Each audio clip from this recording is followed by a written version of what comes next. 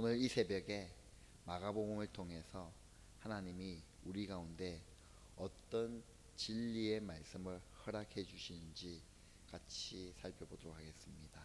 오늘 우리가 읽었던 본문 24절, 25절에 보면 예수님은 먼저 말씀을 새겨들으라 라고 말씀하십니다. 그리고 나서 예수님은 너희가 대질하여 주는 것만큼 너에게 대질하여 주실 것이요 덤으로 더 주실 것이다 라고 말씀하십니다. 여기서 대질은 대박으로 한 대, 두 대 하며 퍼주는 것을 말합니다.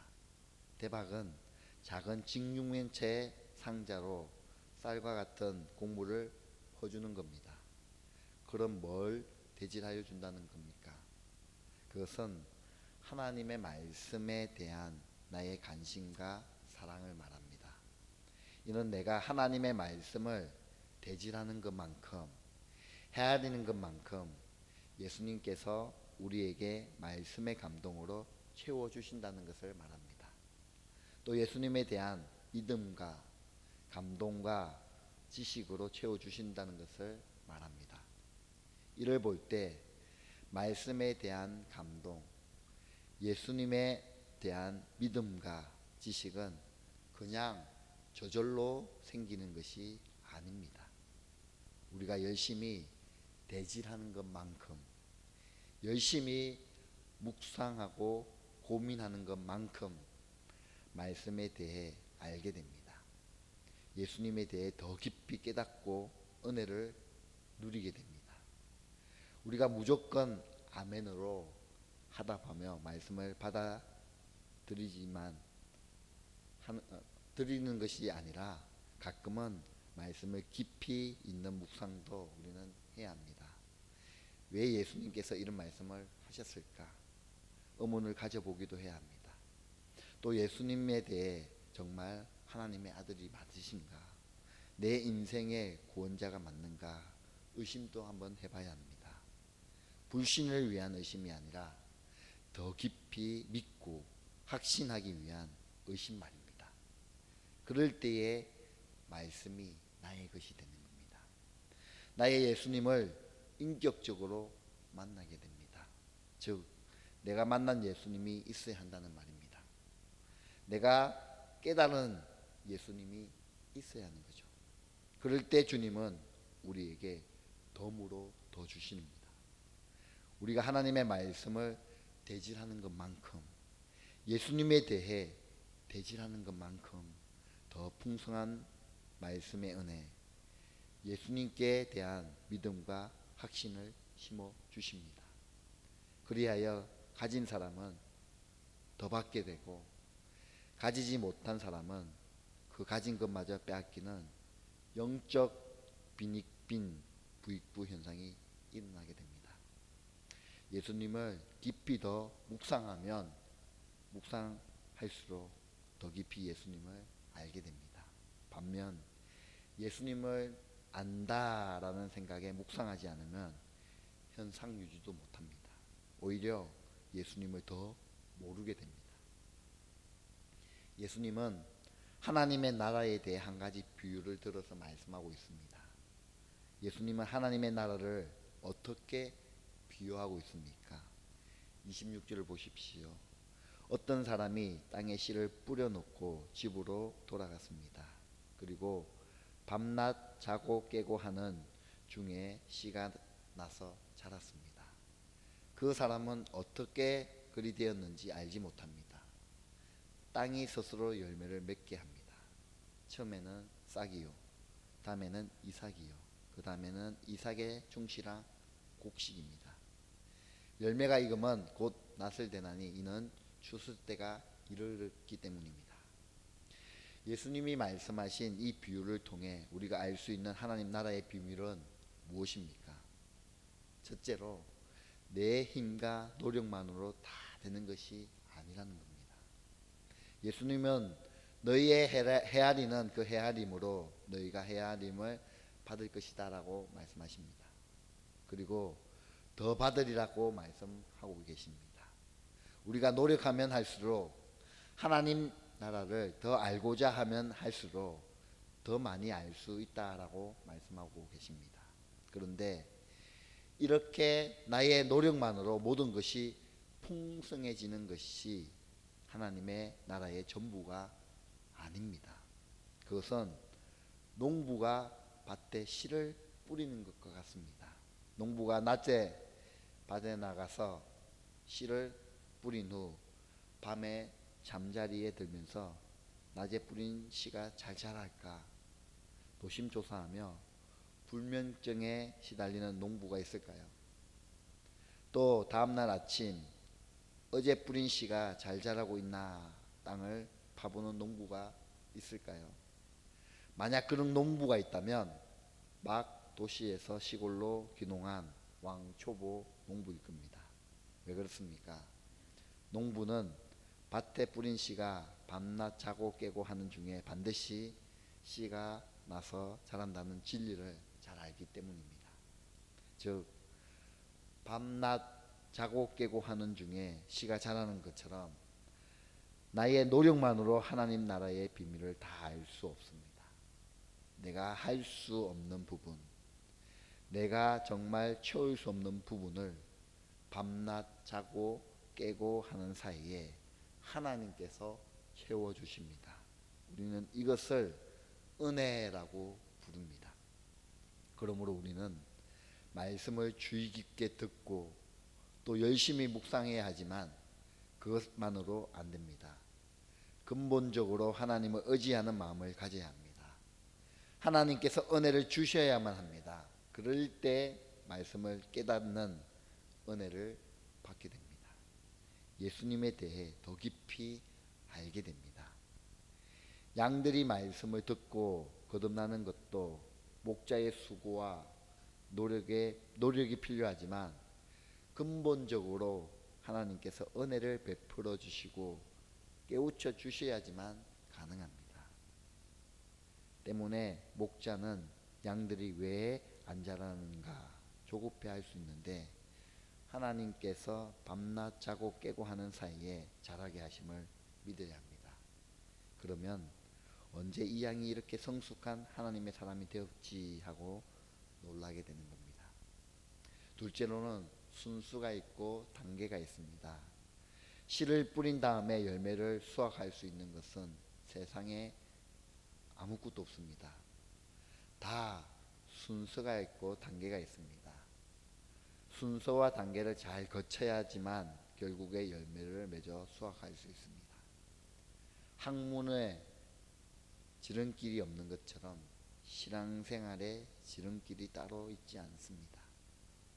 자라나는 씨도 처음에는 싹이요, 다음에는 이삭이요, 그 다음에는 이삭에 충실한 꽃이요, 마지막에는 열매입니다. 처음부터 열매를 맺을 수 없습니다. 그런 점에서 씨는 하나님의 말씀이고 열매는 말씀으로 변화된 성숙한 나의 모습이라 할 수 있습니다. 우리는 제대로 성장해야 합니다. 한 단계 한 단계 예수님을 배우고 본받아 성장해가는 신앙생활을 우리는 해야 합니다. 그래서 때가 되면 열매를 맺을 수 있어야 합니다.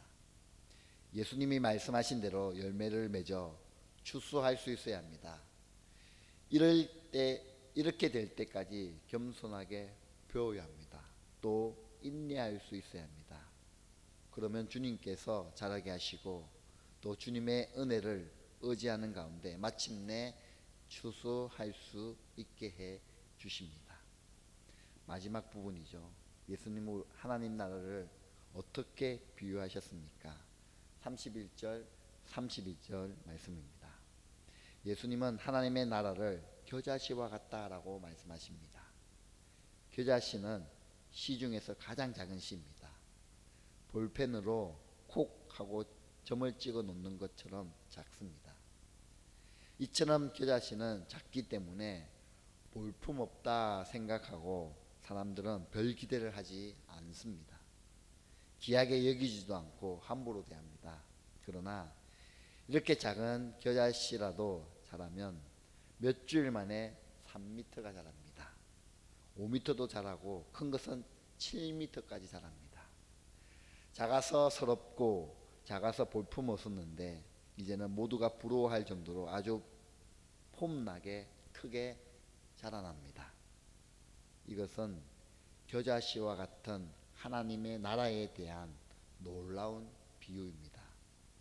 하나님의 나라도 처음에는 작습니다. 그래서 무시할 수 있습니다. 어제 주일 본문의 예수님의 제자들도 처음에는 정말 겨자씨와 같이 볼품이 없었습니다.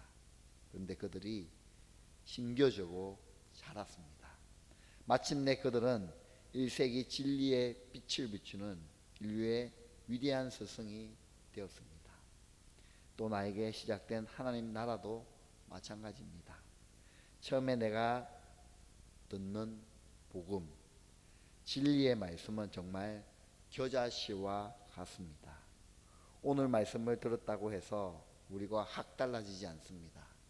확 달라지는 것도 사실 불안한 겁니다. 그런데 그렇게 작은 말씀의 씨들이 자라면 내 삶을 바꿉니다. 내 삶을 풍성하게 하고 나의 존재를 위대하게 합니다. 우리가 함께하는 이 신앙 공동체도 굉장히 작습니다. 그러나 보이는 것이 전부가 아닙니다. 우리의 겉모습은 비록 겨자씨와 같을지라도 우리에게 있는 복음의 말씀, 우리 안에 있는 구원의 주님, 우리에게 있는 하나님 나라의 소망은 땅에 심겨진 겨자씨와 같이 자라고 있습니다. 그래서 우리가 처음 시작할 때 다르고 지금 다릅니다. 어제 다르고 오늘 다릅니다. 나중에는 크고 큰 나무와 같이 자라게 되는 겁니다. 그런데 이렇게 작은 것이 크게 자라는 것이 하나님 나라의 전부가 다가 아닙니다. 우리가 들어야 할 복음의 전부가 아닙니다. 우리가 들어야 할 복음의 진리가 무엇입니까? 하나님 나라의 더 크고 놀라운 비밀이 무엇입니까? 예수님이 말씀하신 비유 속에 담겨 있습니다. 오늘 읽었던 32절 말씀이죠. 공중의 새들이 그 그늘에 깃들 수 있게 된다는 말씀. 결국 하나님 나라의 최종 열매는 바로 공중의 새들이 와서 그 그늘에 깃드는 겁니다. 공중의 새는 누구입니까? 세상에서 방황하고 지치고 상한 영혼들을 말합니다. 이들은 쉼과 위로를 얻기 위해 하나님 나라를 소유한 나에게 날아오고 또 우리 모임에 깃들게 된다는 겁니다. 이를 볼 때 단지 큰 나무가 되는 것과 같이 성공하는 것이 아니라 깃들일 수 있는 사람이 되는 겁니다. 즉 성공이 아니라 성김입니다. 말씀의 결론입니다. 우리가 말씀을 듣고 예수님을 믿어 하나님 나라를 소유하며 사는 삶은 우리를 행복하게 합니다. 우리를 위대한 삶으로 이끌어갑니다. 그런데 그 위대한 삶의 결론이 나의 성공, 나의 행복, 나의 만족만이 아닙니다. 그 이상의 의미가 있습니다. 그것이 무엇입니까? 예수님께서 겨자씨와 같이 작았지만 가장 크고 위대한 나무가 된 것은 다른 것이 아니라 자기를 희생한 성김이었습니다. 따라서 예수님을 배우고 본받는 우리 역시 맺어야 할 하나님의 나라의 열매도 나의 성공이 아니라 누군가에게 쉼과 안식과 행복을 주는 그런 성김입니다. 주님께서 겨자씨와 같은 우리 모임을 축복하셔서 정광과 기장과 부산에 영적으로 방황하는 수많은 영혼들을 깃들게 하고 섬길 수 있는 저와 여러분의 삶이 되시기를 주님의 이름으로 축원드립니다. 말씀을 생각하시면서 하나님, 내가 하나님의 귀한 그런 삶을 살아가는 주의 종이 되길 간절히 소망합니다. 큰 나무가 되어 사람들이 나를 통하여 안식을 누리며 예수님의 사랑을 받을 수 있는, 누릴 수 있는 그런 큰 나무가 되고, 또한 그 섬김을 통하여 하나님 나라를 세워가는 주의 거룩한 주의 자녀가 될 수 있도록 그런 은혜를 베풀어 달라고 하나님 앞에 기도하며 부르짖으며 나가도록 하겠습니다. 기도하겠습니다. 하나님 아버지 감사합니다.